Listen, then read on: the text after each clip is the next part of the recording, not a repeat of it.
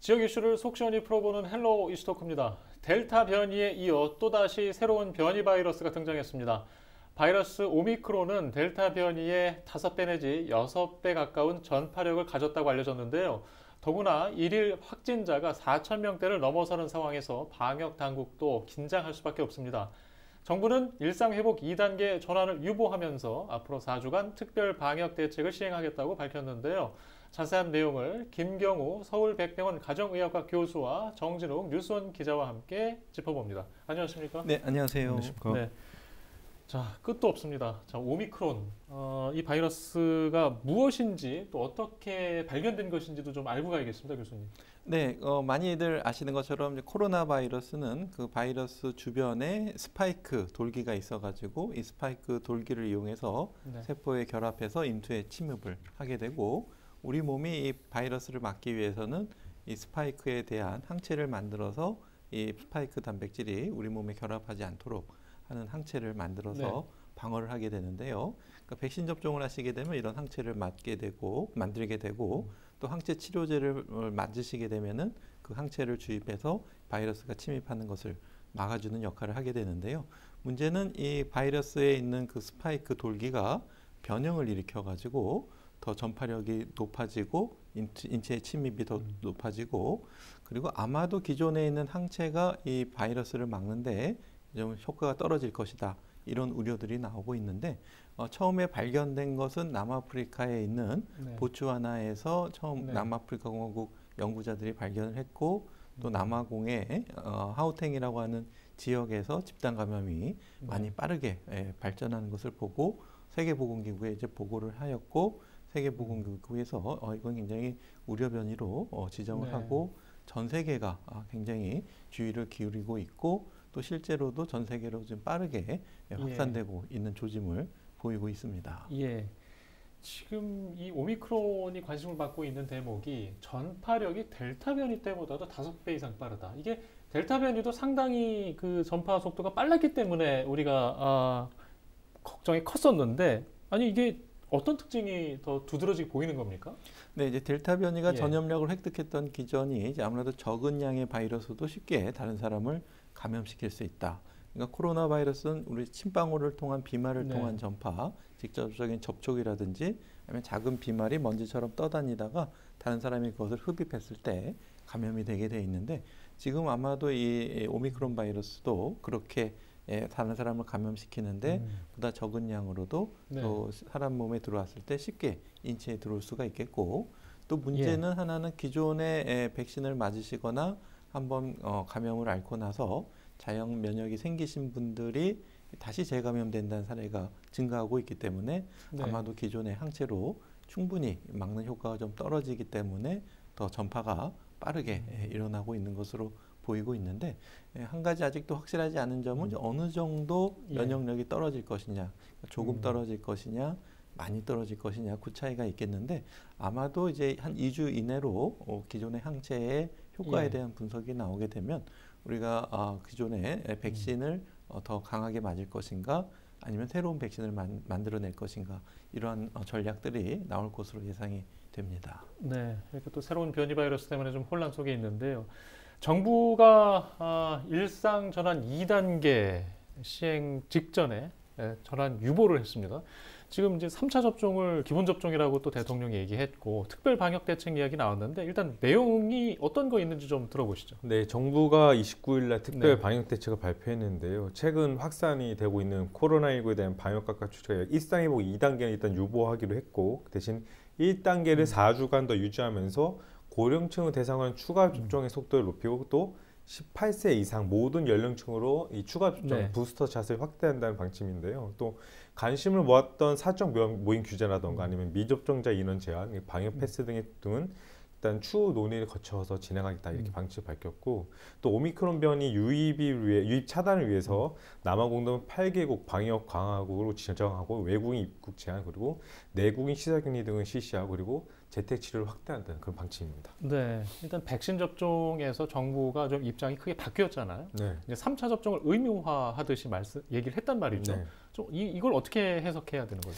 일단은 이 예. 정부에서는 이 방역 어쨌든 이 부스터 샷을 빨리 맞게 해서 이 네. 새로운 변이 바이러스 들어오기 전에 이 면역력을 좀 더 향상시키겠다는 그런 방침인 거고, 그 전에는 얀센 접종자라든가 고연령층 대상으로만 일단 추가 접종을 허용했는데 그 연령대를 더 높이겠다는 거고요. 또 아이들까지도 좀 더 추가 접종할 수 있도록 만들겠다 이렇게 하는 거고, 또 백신 접종 자체도 6개월까지만 허용하겠고 6개월이 지난 것은 백신을 안 맞은 걸로 취급하기 때문에 아무래도 백신 패스 접종 백신 패스를 도입하기 위해서는 부스터샷만 맞은 사람들 이제 모임이라던가 이런 것들 가능하게끔 정말 좀 더 한 단계 더 올렸다 이렇게 평가를 할 수 있겠습니다. 예.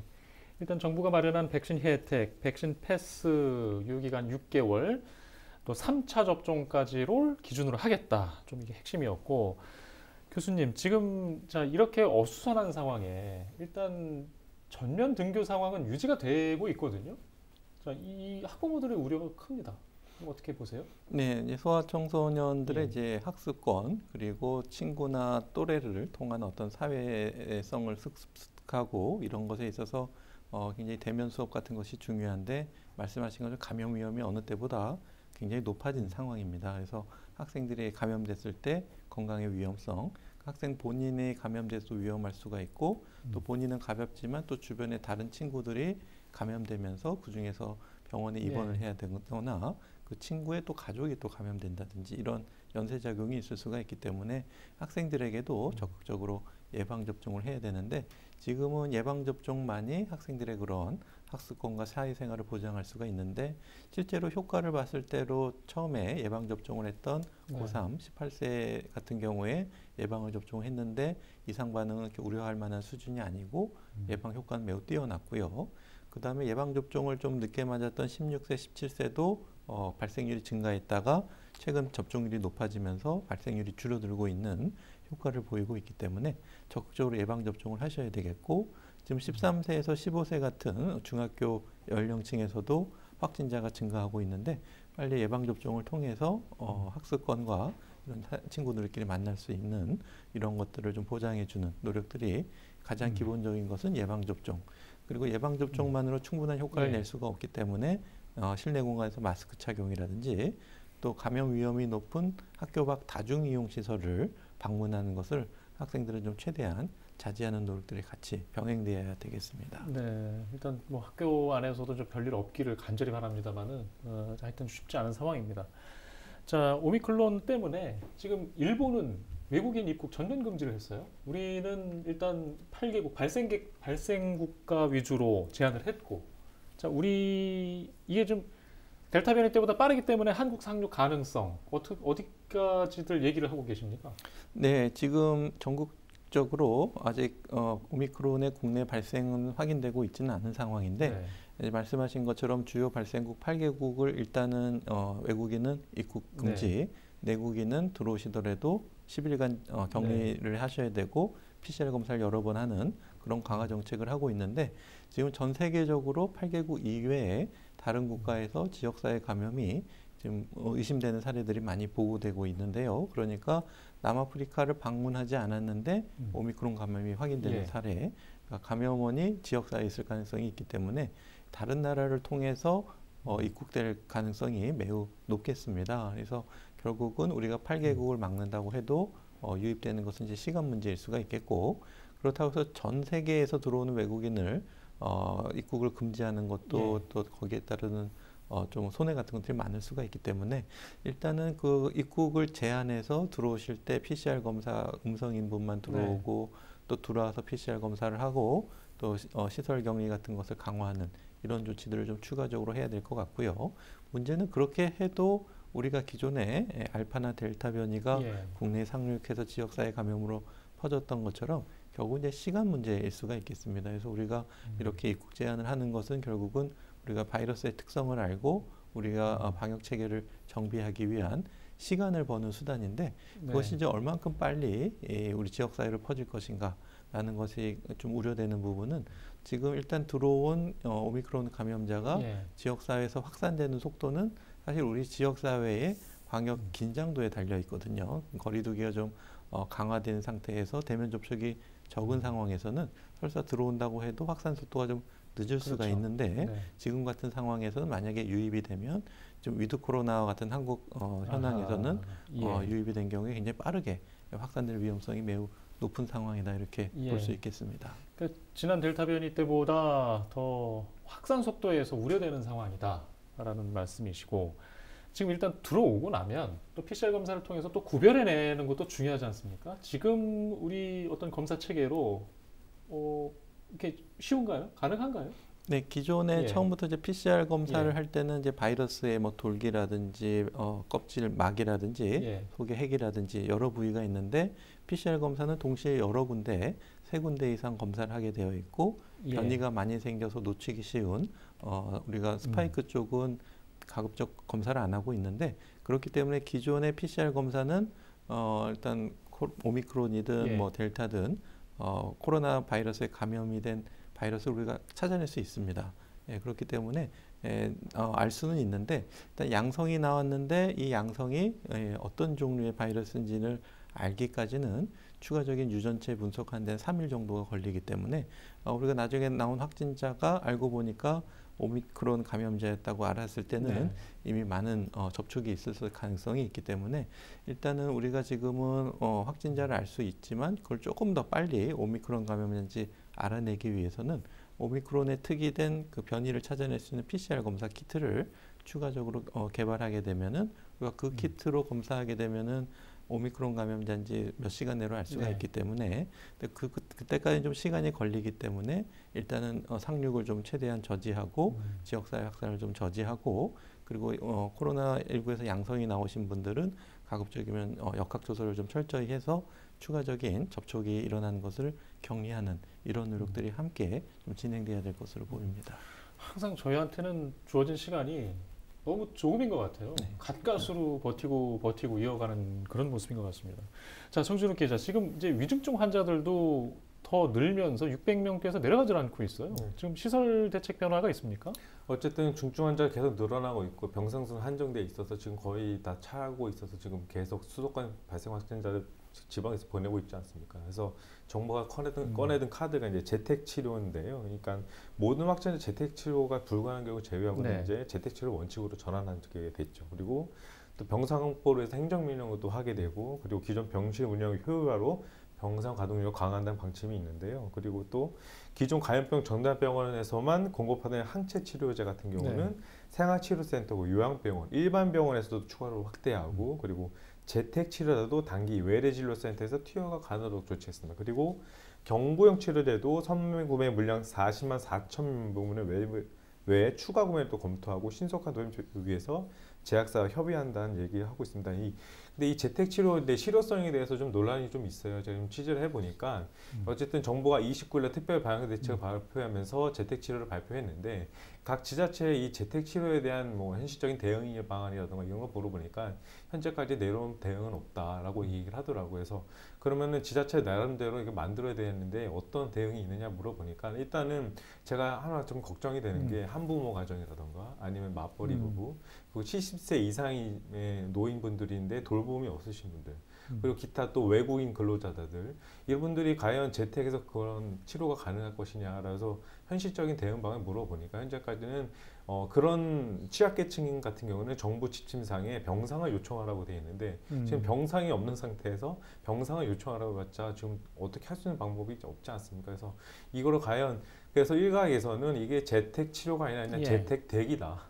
라는 얘기 지금 비판이 이루고 있고요. 그러면은 결국 그 중에서 중증 환자가 발생하게 되면 병상을 옮기지 못해서 결국 사망자로 이르게 될 것인데 과연 그것을 정부가 어떻게 해결할 것인가 이 부분에 대한 좀 현실적인 그러니까 재택 치료를 하겠다라고 얘기만 했지 이 현실적으로 어떻게 풀어갈 것인가에 대해서 지금 현재까지 방안이 전혀 나오지 않았기 때문에 이 부분은 좀 더 논의가 필요해 보고 반드시 해결해야 될 부분이라 생각을 하고요. 또 아파트나 뭐 이렇게 좀 고밀집 지역에서 생활하시는 분들 같은 경우는 아니 한 명이라도 재택 치료해서 아파트에 그 건물이 생기게 되면 다른 데 전파될 우려도 있지 않냐. 특히 고시원 같은 이런 밀집 지역에서는 더 많은 우려가 되는데 이런 대응 방향이 전혀 없이 재택 치료를 하겠다라고 발표하는 것은 정부가 좀 무책임하다 그런 의견이 있습니다. 네, 걱정입니다. 일단 입원이 필요한 이들에게는 병상을 배치하겠다. 자, 이 부분이 좀 해석이 좀 애매하고요. 자, 일상 회복은 처리하지 않는다. 잠시 유보했을 뿐. 자, 이 해석을 두고도 얘기가 많죠. 일단은 수도권이나 사적 규모를 축소하거나 식당, 카페 미접종자 인원 축소하는 방안, 그리고 방역 패스 적용 대상 확대한 방안들 다양한 의견이 제시됐지만 이 건덕철 복지부 장관이 뭐라고 얘기했냐면은 이런 방안들은 국민의 불편과 그리고 국민 경제, 민생 경제에 미친 영향이 커서 그래서 사회적 의견을 좀 더 수렴할 필요가 있어 추가적인 의견 수렴 절차를 밟도록 하겠다 이렇게 하면서 좀 더 이렇게 유보 입장을 밝혔는데 하지만 방역 전문가들은 빨리 쉬어가는 타임이 필요하다. 한번 눌러주는 것이 필요하다 이렇게 얘기를 하거든요. 그러니까 이것이 뭐 한 주를 누르면은 몇 개월의 더 시간을 벌 수 있지 않느냐. 그러니까 오미크론이 들어오는 그 시간을 좀 더 버는 시간이 필요한데 그런 시간을 지금 정부가 주지 않으면 그거에 대한 의료라든가 이런 것들 전체 다 무너지면 정말로 소있고 외양간 고치는 꼴이 되기 때문에 이런 것들이 좀 더 진행이 됐었어야 되는데 이게 되지 않아서 지금 방역 전문가들은 조금 많이 아쉬워하고 빨리 추진을 해야 된다 그런 의견이 있습니다. 정부가 이런 입장을 갖고 있는 이유가 백신 접종률이 그만큼 증가했던 또 그 확신을 갖고 있는 배경이 있는 것 같아요. 교수님, 자, 부스터샷 접종 효과 등 지금 어떤 확신이나 효과를 좀 이야기들 하고 있습니까? 전문가분들은?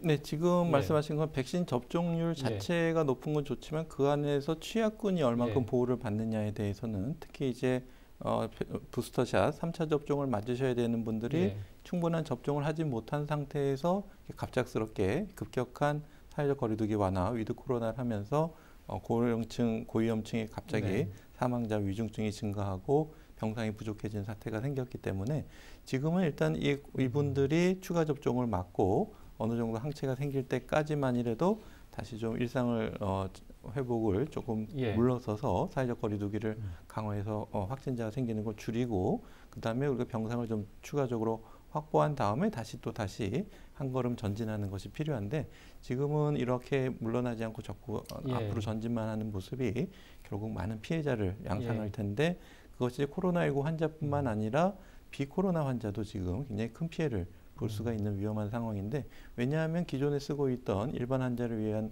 병상들을 코로나 병상으로 전환하면서 상대적으로 비코로나 환자를 볼 수 있는 병상이 줄어들고 있고 또 응급실 같은 경우에서 코로나인지 아닌지 모르는 환자들이 진료를 볼 때 나눠서 충분히 볼 수 있는 병상이 확보되어 있으면 괜찮은데 그것이 부족해서 비코로나 환자라고 하더라도 호흡기 증상이나 열이 나는 경우에는 신속한 진료가 이루어지고 있지 않기 때문에 이런 비코로나 환자의 피해가 지금 증가하고 있는 양상이라서 지금은 우리가 어느 정도 의료 대응 체계를 만들고 고위험군 추가 접종을 하게 되면은 지금 이스라엘 같은 경우에 선행 연구에서는 100만 명 이상으로 연구를 해봤더니 추가 접종을 3차 접종을 하게 되면은 특히 60세 이상 어르신 같은 경우에는 감염되는 확률을 11분의 1로 줄일 수가 있고 중증으로 진행되는 것도 20분의 1로 줄일 수 있다라는 연구가 있기 때문에 우리가 고령층을 신속하게 접종하게 되면 지금의 위기를 좀 어느 정도 줄일 수가 있고 그것이 한 4주 정도 걸리기 때문에 우리가 잠시 일상을 좀 후퇴하고